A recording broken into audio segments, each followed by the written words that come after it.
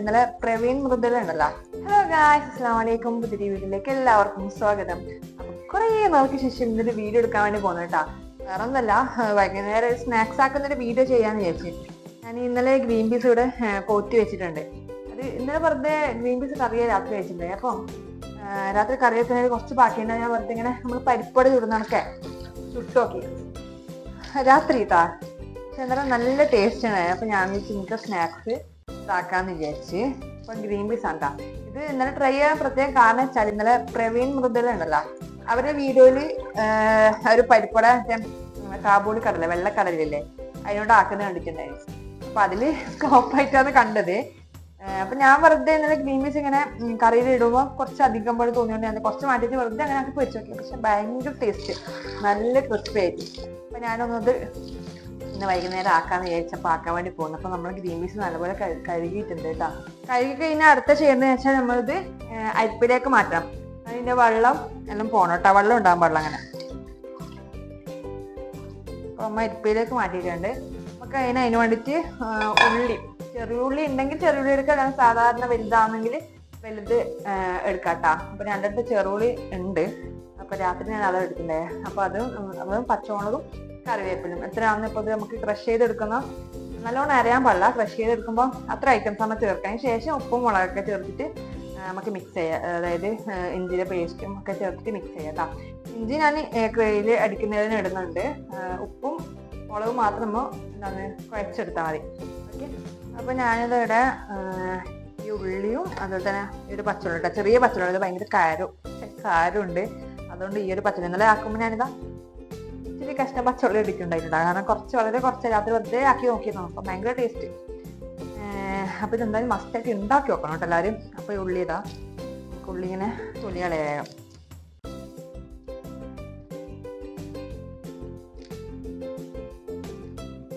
തൊലി കളഞ്ഞതിന് ശേഷം കാണിക്കാട്ടെ, കാരണം തൊലി കളയുന്ന മാത്രം എടുക്കാന്നല്ലേ ശരിയാവില്ലല്ലോ.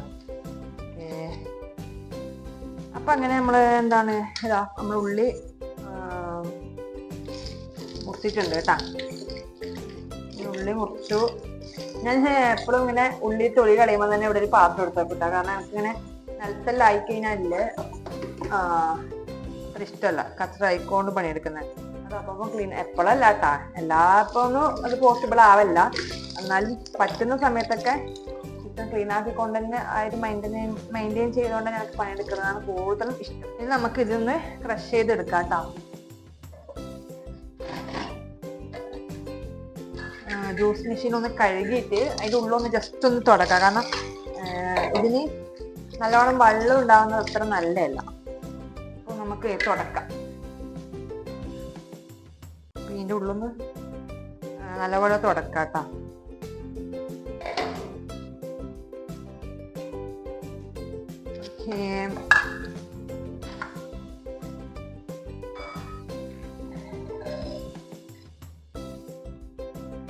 നമ്മളിതാ ഇതിട്ടിട്ടുണ്ട്.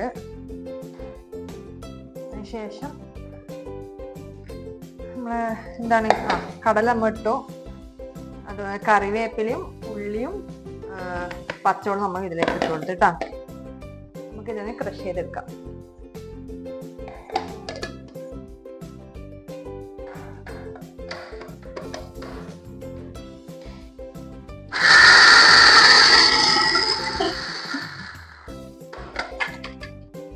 നല്ലോണം ക്രഷ് ആയിട്ടില്ലെങ്കിൽ എന്താണ് എല്ലാ ഭാഗം ചിലപ്പോൾ ഒരുപോലെ ആവണമെന്നില്ല. അപ്പൊ ഒന്നിങ്ങനെ എടുത്തിട്ട് ഒന്ന് ഇങ്ങനെ കുലുക്കി കൊടുത്താൽ മതി കേട്ടോ. അതിന് ഏകദേശം ആയിട്ടുണ്ട്. എന്നാലും ചെറിയ ഭാഗങ്ങൾ ആവാനുണ്ട്. അതുകൊണ്ട് ജസ്റ്റ് ഇങ്ങനെ കുലുക്കിയതിന് ശേഷം ഒന്നുകൂടി അടിച്ചു കൊടുക്കാം.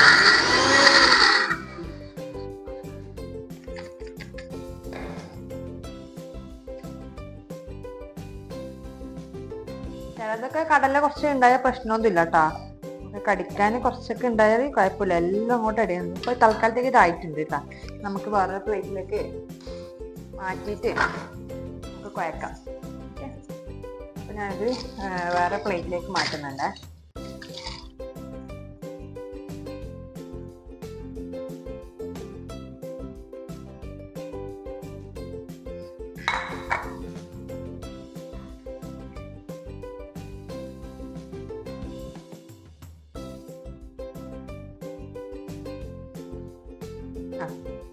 നമ്മൾ പ്ലേറ്റിലേക്ക് മാറ്റി ഇനി ആ ജ്യൂസ് മിക്സ് അപ്പം തന്നെ കഴുകി വെക്കണം, അല്ലെങ്കിൽ ഒരു സമാധാനം ഉണ്ടാവില്ല. അതെന്തോ അങ്ങനെ ആയിപ്പോയിട്ടാ കഴിച്ചപ്പോൾ, നല്ലൊരു റാറ്റുള്ളൂ. ഓക്കേ,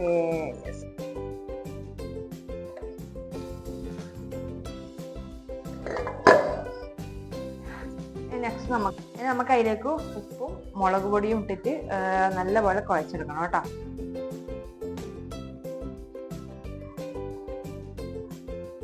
കുറെ ഇറക്കുന്ന സമയത്ത് ഇഞ്ചി വെളുത്തുള്ളി പേസ്റ്റ് ചേർക്കാൻ മറന്നു കേട്ടാ. പിടിച്ച് നിർത്തിന് ശേഷം ചേർക്കാൻ പറ്റും കേട്ടാ. നമുക്ക് ലേശം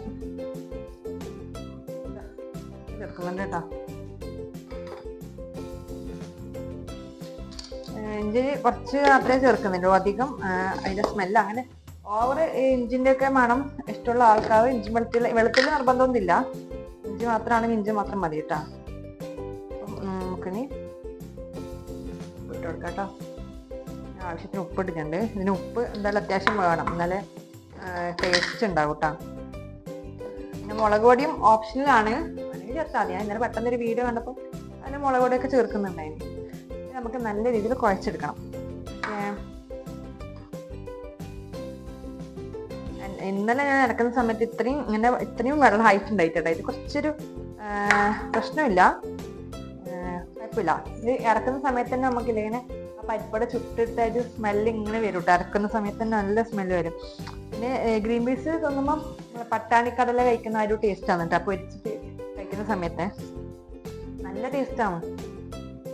അതിപ്പോ എങ്ങനെ ഞാനിപ്പോ ഇന്നലെ ഉണ്ടാക്കിയിട്ട് ഇപ്പം വീണ്ടും ഉണ്ടാക്കണമെങ്കിൽ അത്ര ടേസ്റ്റ് ഉണ്ടായോണ്ടിരിക്കില്ല ഇപ്പൊ ഉണ്ടാക്കുന്നത് ഞാൻ. ഓക്കെ, അപ്പൊ മസ്റ്റായിട്ട് എല്ലാവരും ട്രൈ ചെയ്തോളൂ, കാരണം സിമ്പിൾ അല്ലേ, പെട്ടെന്ന് നമുക്ക് ആക്കാം.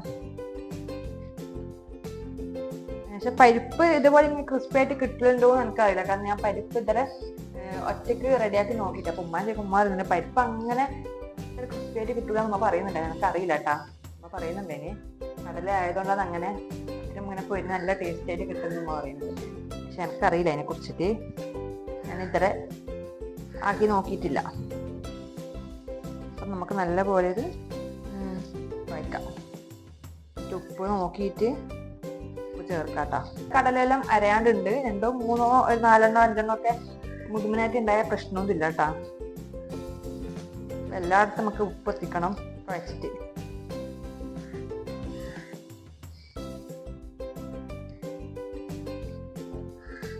ഉണ്ട്, എന്നാലും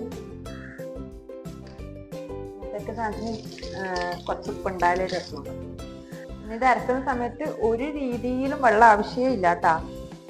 പിന്നെ കടലയിൽ തന്നെ നമ്മൾ അരിച്ചു വെക്കുന്ന സമയത്ത് ചെറിയൊരു നനവ് ഉണ്ടാവും. കുറേ സമയം വെള്ളം പോകാൻ വേണ്ടിയിട്ട് വെക്കുന്നുണ്ടെങ്കിൽ കുഴപ്പമില്ല. അത് ഞാൻ ഇപ്പം കഴുകിയ പാടാണ് വെച്ചത്, അപ്പം അത് റെഡിയാക്കാൻ തുടങ്ങി ഞാൻ. പിന്നെ കുറേ സമയമൊക്കെ വെച്ചിനെങ്കിൽ തീരെ വെള്ളം ഒഴിക്കുകയേ വേണ്ട കേട്ടാ. വെള്ളം നല്ലോണം പോയിട്ടെങ്കിലും ഒഴിക്കണ്ട, പോയില്ലെങ്കിലും ഒഴിക്കണ്ട. ഓക്കെ, ഇന്നലെ ഞാനൊരു തുള്ളി വെള്ളം പോയി ഒഴിച്ചിട്ടുണ്ടായിട്ടാ, കാരണം അത് നേരത്തെ ഞാൻ ഇന്നലെ വെള്ളം പോകാൻ വേണ്ടിയിട്ടൊക്കെ അരിപ്പയിൽ വെച്ചിട്ടുണ്ടായിരുന്നു. ഇതിപ്പോൾ ഞാൻ അപ്പാട് എടുത്ത്, അതുകൊണ്ട് ഇതിപ്പോൾ കുറച്ചൊരു എന്നാലും നമുക്ക് കൈമ ഇങ്ങനെ പരത്താൻ കിട്ടണം കേട്ടാ, കഷ്ണമായിട്ട് പോകാൻ പാടില്ല. ഇത് സാധാരണ നമ്മൾ കൈക്ക് വെള്ളമെല്ലാം ആക്കിയിട്ടാണ് ഇങ്ങനെ ഷേപ്പാക്കിയിട്ട് എടുക്കരുത്. ഇതിപ്പോൾ എനിക്ക് തോന്നില്ല ഇതിന് വെള്ളമൊന്നും ആവശ്യം വരും തോന്നില്ല ആക്കുന്ന സമയത്ത്, കാരണം ഇതിലിപ്പം തന്നെ അത്യാവശ്യം വെള്ളം ഇല്ലതായിട്ട് തോന്നുന്നുണ്ട്. കാരണം കടലന്റെ ഉള്ളു വെള്ളം അങ്ങനെ പോയിട്ടാൻ തോന്നും. ഓക്കേ,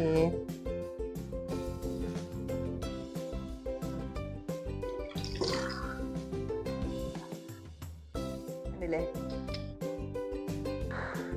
നമുക്ക് നമ്മൾ ഉപ്പും മുളകൊക്കെ അങ്ങോട്ട് മാറ്റി വെക്കാം. ശേഷം ഞാൻ ഈ കിച്ചണിൻ്റെ ഈ സൈഡൊന്ന് സെറ്റാക്കട്ടെ.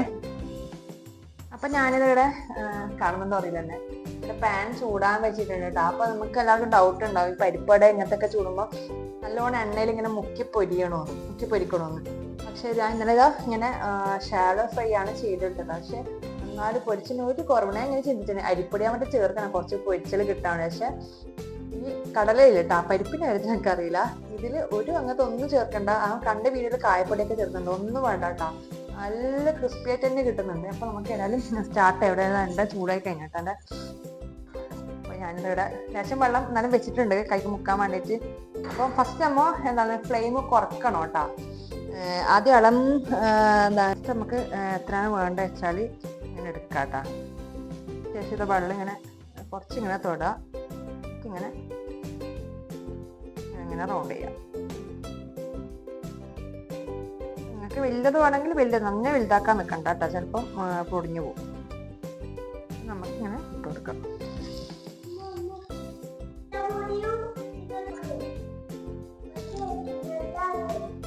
നമുക്കിതൊന്ന് മറിച്ചിട്ട് കൊടുക്കാം കേട്ടോ.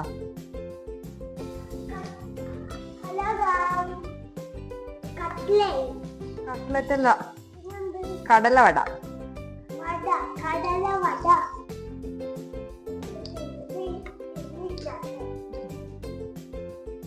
അപ്പൊ നമുക്ക് എല്ലാം റെഡി ആയി കഴിഞ്ഞിട്ട് അതിന് കാണാം കേട്ടാ. ആ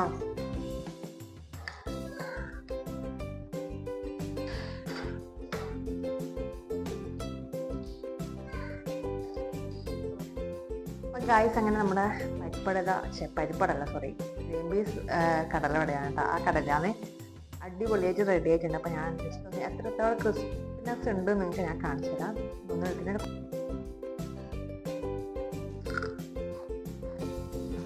അപ്പോൾ എല്ലാവരും മസ്റ്റായിട്ടും ഒരു കടലവട ട്രൈ ചെയ്ത് നോക്കാം കേട്ടോ. അപ്പോൾ പുതിയൊരു വീഡിയോ തന്നെ ടാറ്റാ.